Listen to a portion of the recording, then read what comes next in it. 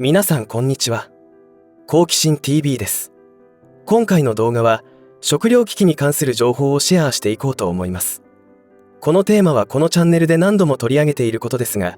私自身も日々情報をアップデートする中で知り得た情報から考察すると、危機感がますます高まってくるのを感じています。食糧危機についての日本国民の関心度は、能登半島地震後の食糧備蓄に関するアンケート調査から推察できますが、なんと約 65% の人が備蓄をしていない、あまりしていない状態です。それが子どもの意識ならまだしも、家族を守るべき立場の大人がそのような状態であることに驚くわけですが、やはり人間は痛い目に遭わないと懲りないようです。しかし同時に後悔先に立たずということわざもあるように、このままでは今後は残念なことも目の当たりにすることになるかもしれません。今現在の日本の実質的な食料自給率は限りなくゼロに近く、その多くを海外の農業国に依存しています。そこで今何が起きているかを知ることで、これから何をしなければならないかもおのずと見えてくると思います。ぜひ最後までご視聴いただき、生き抜く上で必要な情報をアップデートしていただきたいと思います。このチャンネルでは、自分や家族の身を守るためにできることや、日本人がこれ以上騙されることがないようにするための情報を発信しています。チャンネル登録がお済みでない方はぜひチャンネル登録をお願いします。さて、情報というのは大げさに聞こえるかもしれませんが、生きるか死ぬかを分けることもあると思っています。いつも言っていることですが、世界を支配しようとする勢力があることを知ってさえいれば、そしてそのろくでもない輩たちが計画していることを大胆に公表している内容を知ってさえいれば、2020年に世界を一変させてしまったあの病気対策で登場したあれを自分の体に入れるということはしなかったはずです。しかし政府の言われるままに摂取しようとする人に助言しても、何の情報も持たない人は理解ができず、逆に忠告する人をおかしな人と非難することが全国あちこちで起きたことです。その結果がどうなったかはあえて言う必要もないと思いますが、この時点でも悲惨なことになっているのに、本番はこれからということを専門家は言っているので、この部分だけをとっても将来の日本を担う世代の多くが死期を早めることになりそうです。このことは社会構造や経済活動にも多大な悪影響を及ぼすことになると思います。あの時に多くの人が、あれは危ないと忠告しようにもその理由を説明するときに、どこから説明したらいいかわからないほど情報ギャップが激しいことに驚いたと思います。なぜこんな話をするかというと、食糧危機も口減らしのために仕組まれて起きるからです。ろくでもない輩たちというのは、富だけでなく世界最先端の科学技術と情報を持っています。地球のメカニズムも熟知しておりますし、太陽フレアによってどんな障害がいつ頃起きるかも知っていることでしょう。そしてろくでもない輩たちが目指すものは富ではありません。世界支配です。それらを前提に、1、日本の食料事情、2、食料輸入先の国で起きていること、という流れで話していきます。まず、日本の食料輸入相手国を確認してみます。財務省の貿易統計によりますと、牛肉、豚肉、鶏肉の輸入相手国はこのようになります。アメリカからの輸入が多いことがわかります。正しくは政治的圧力によって日本の畜産業を衰退させられ、輸入させられているということの結果がこのようになっています。次に小麦、大豆、トウモロコシはこのようになっており、ここでもアメリカからの輸入が大半を占めています。ちなみに輸入されるトウモロコシの 75% は家畜の飼料として使われています。もしこの輸入量に支障が出た場合は、日本の畜産業に大ダメージが出ることは理解できると思います。そして現代農業に不可欠な肥料を確認してみます。まず輸入依存度はこちらになるのですが、ほぼ自給できない状態です。つまり、何らかの事態が起きて輸入が途絶えたら、わずかばかりの食料自給すらままならないということです。もちろん、化学肥料に頼らない農業が広がりつつありますが、割合からすると非常に低く、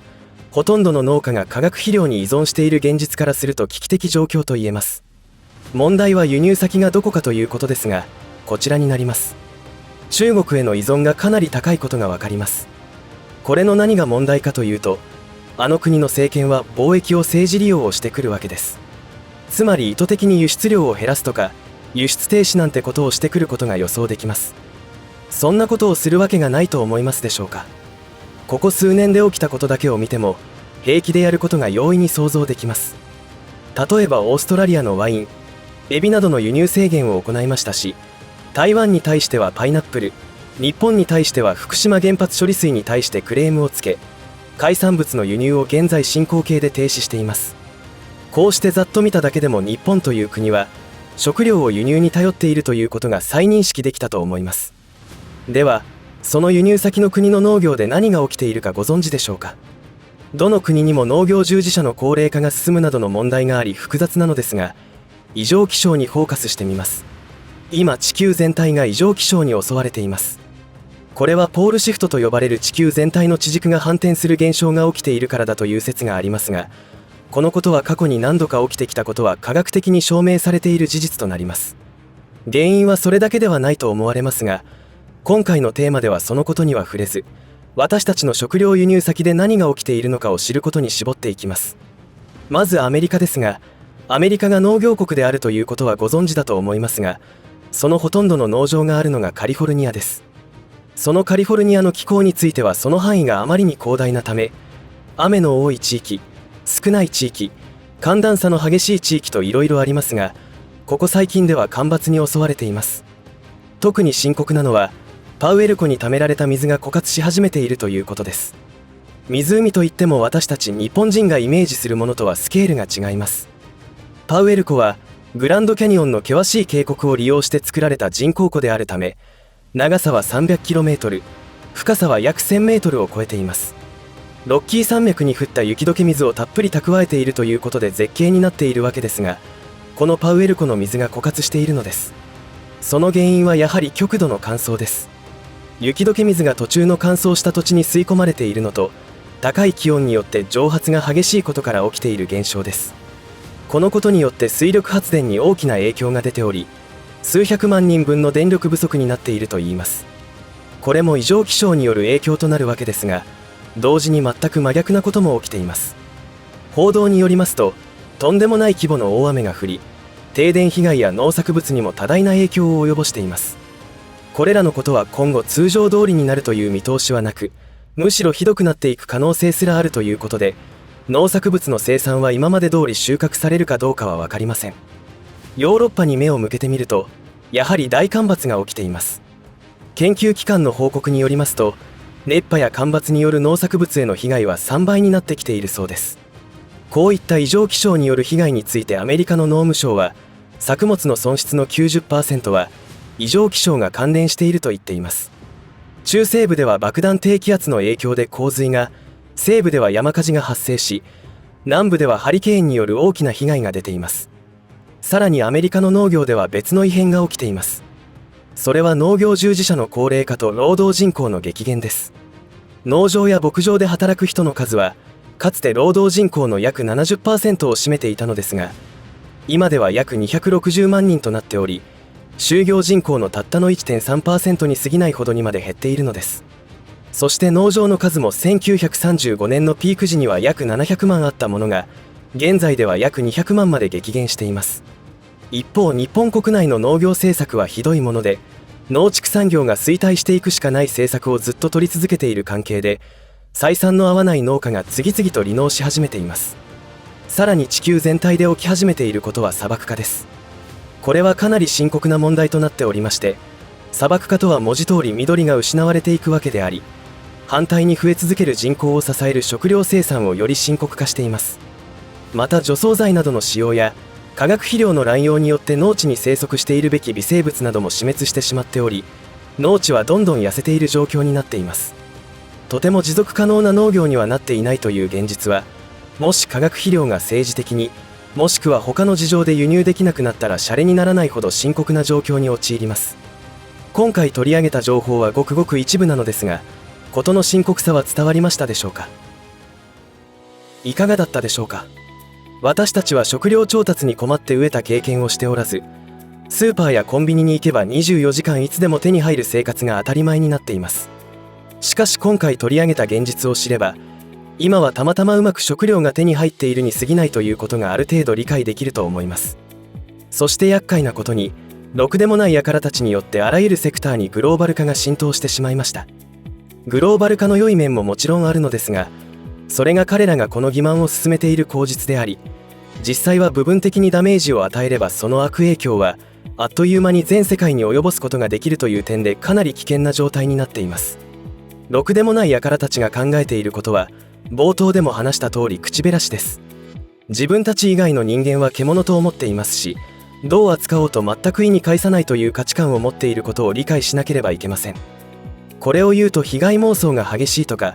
陰謀論的に物事を見過ぎているなどと言われることになるのですが、そのことを証明するには歴史をちょっと振り返ればわかることです。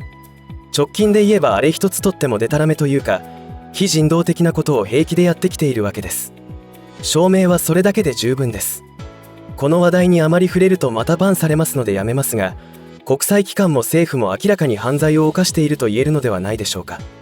このことは今後歴史によって証明されることになると思いますが、ひどい話です。今回取り上げた現実から理解しなければならないことというのは、食料供給には限界が見え始めてきたということです。本来ならばまだまだ食料の需要と供給は問題がないと言われていますが、グローバル化によってコントロールされやすい状況になっているというところに危機感を感じる必要があります。確かに異常気象は地球のバイオリズムであるという事実もあります。しかしそれを口実に人工的な操作をしている事実もありますし、技術的には可能になっています。ただこのチャンネルでいつも言っていることですが、だからといって極度に悲観的になったり不安がる必要はありません。実はろくでもない輩たちというのは、その存在自体がバレ始めていることからまともな勢力によってどんどん駆逐され始めており、その力は弱まりつつあります。その証拠にインターネット上で彼らの実態や悪行はどんどん暴露されたり、内部告発が増えてきています。ところがそれらの情報を発信している人には危害が及んでいないことからも彼らの勢力の衰退が理解できます。ろくでもない輩たちがやろうとしていることとその手口を知ることで、私たちはその対策をしておくことができます。そこの部分がこのチャンネルで一番伝えたいところです。私たちは今までの詐欺だらけの世の中が終わり、素晴らしい時代を迎える瞬間に立ち会うことができるという、ある意味ラッキーな世代だと思います。そのためにも大難を小難に変えることができるように、水や食料、日用品の備蓄を万全整えて迎え撃つ必要があるというわけです。ぜひ2024年は荒れると思いますが、しっかりマインド設定をして準備しましょう。最後までお付き合いありがとうございました。以上で今回の話は終わりとしますが、皆さんの応援が次の動画作成の力になりますので、いいねボタン、チャンネル登録、通知設定をオンにしていただけると嬉しいです。また、コメント欄へのご意見、ご感想の書き込みもいただけたら励みになります。最後までご視聴ありがとうございました。好奇心 TV でした。